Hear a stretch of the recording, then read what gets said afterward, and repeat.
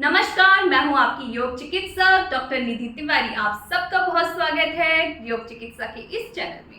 तो आज का जो टॉपिक है वह है बैक पेन, गर्दन में दर्द बना रहना, सर्वाइकल स्पॉन्डिलाइटिस। हाँ जी, तो यह समस्या बहुत ही सामान्य होती जा रही है। मेरे पास बहुत सारे केसेस आ रहे हैं, उसमें से यह समस्या बहुत सामान्य है और लोगों ने मुझसे कहा कि प्लीज़ आप इस समस्या से रिलेटेड वीडियो अपलोड करिए। तो आज आप लोगों के लिए मैं वीडियो लेकर आई हूँ। इस वीडियो को आप आखिरी तक देखिए क्योंकि इसमें मैं आपको बहुत ही आसान सा योगासन बताने वाली हूँ जो आपकी इन तीनों समस्याओं को यूं दूर कर देगा।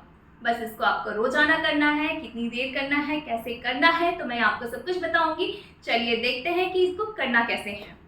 दोनों पैरों को इस तरह से सीधा कर लीजिए। उसके बाद एक पैर को उठाकर पीछे रख लीजिए और दूसरे पैर को उठाकर इस तरह से पीछे रख लीजिए। जैसे हम वज्रासन में बैठते हैं, वज्रासन में बैठ जाएंगे।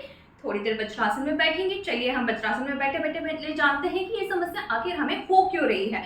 तो सर्वाइकल स्पॉन्डिलाइटिस मतलब यह होता है कि हमारी एज रिलेटेड प्रॉब्लम होती है। जैसे जैसे हमारी एज बढ़ती जाती है, हमारी हड्डियों की जो डेंसिटी होती है वो कम होती जाती है, या फिर महिलाओं में कैल्शियम की कमी और बहुत सारी जो समस्याएं होती हैं उसकी वजह से हमारी हड्डियां जो है कमजोर होने की वजह से थोड़ी थोड़ी मुड़ने लगती हैं। तो यह समस्या उसकी वजह से भी हो सकती है। दूसरी जो है वह है कि चोट लग जाना, फ्रैक्चर हो जाना, कभी गिर जाना, उसकी वजह से भी ये समस्या हो सकती है। तीसरा जो मोस्ट इम्पॉर्टेंट है वह है हमारा पोस्चर करेक्शन। हम ऐसे बैठ जाते हैं, झुक के बैठे रहते हैं, अधिकतर ऐसे सिस्टम में काम करते रहते हैं। हमारी जो रीढ़ की हड्डी है वो परमानेंट इस तरह से शेप आ जाती है। देखिए कैसे लोग कैसे बैठ के काम करते हैं आजकल, इस तरह से। क्या आप भी इस तरह से बैठते हैं? अगर हाँ तो आपको यह समस्या बनी ही रहेगी या फिर होने वाली है। तो आज आप इस वीडियो के माध्यम से देख सकते हैं कि इसको आप कैसे ठीक कर सकते हैं। तो आपको बैठना कैसे, हमेशा इस तरह से तन के बैठना है। आपका शोल्डर इस तरह से झुकना नहीं चाहिए।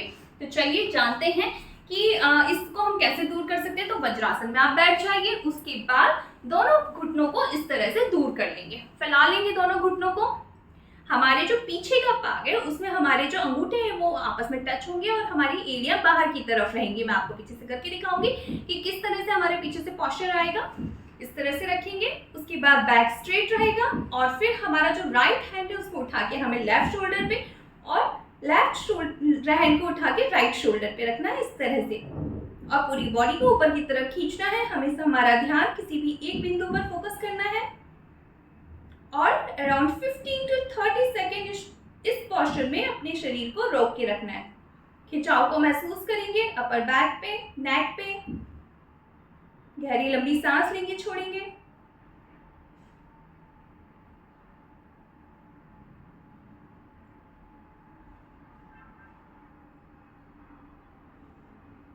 इसके बाद एक हाथ को वापस लेकर आएंगे और दूसरे हाथ को वापस लेकर आएंगे। गहरी लंबी सांस लेंगे, छोड़ेंगे।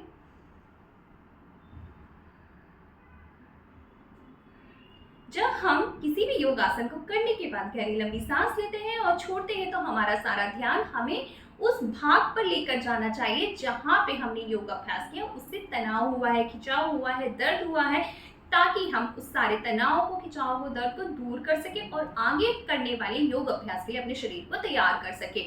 तो यह था हमारा आज का योग अभ्यास, जिसे हम कहते हैं उत्तान मंडूकासन।